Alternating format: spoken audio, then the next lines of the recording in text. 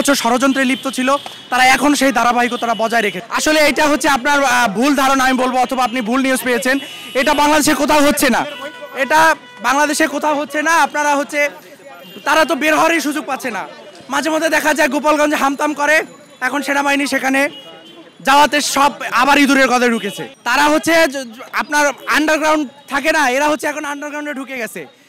তারা হচ্ছে মানে এমনভাবে অনলাইনে এভাবে প্রচার করছে, তাদের তো মিডিয়া সেল থাকে, গুজব লিগ বলে আমরা তাদেরকে, এবং গুজব প্ল্যাটফর্ম আছে তাদের, সেখান থেকে সারা বাংলাদেশে গুজব ছড়ায়।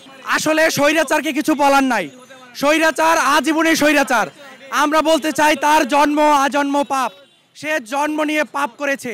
বাংলাদেশের মানুষকে দীর্ঘ 16টা বছর সে মানে দাবানলে আমাদেরকে পুড়িয়েছে। স্বৈরাচারের যে পরিণতি পৃথিবীর কোথাও মানে ভালো পরিণতি হয় নাই, আপনারা জানেন।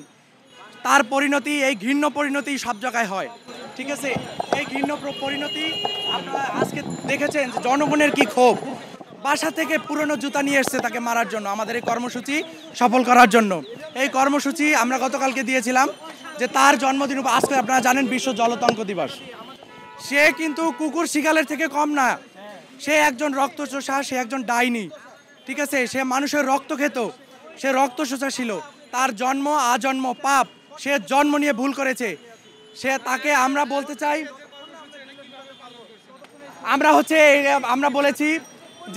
আমরা বলেছি যে জুতা, তাকে গণজুতা নিক্ষেপ, এবং যে জুতা ভালোভাবে মানে সবগুলো সই করতে পারবে তাকে হচ্ছে একটা করে মোজো দেওয়া হবে। আমাদের উপস্থিতি অনেক ছিল, যেহেতু তার পুষ্পতলিকাটা ছিঁড়ে গেছে।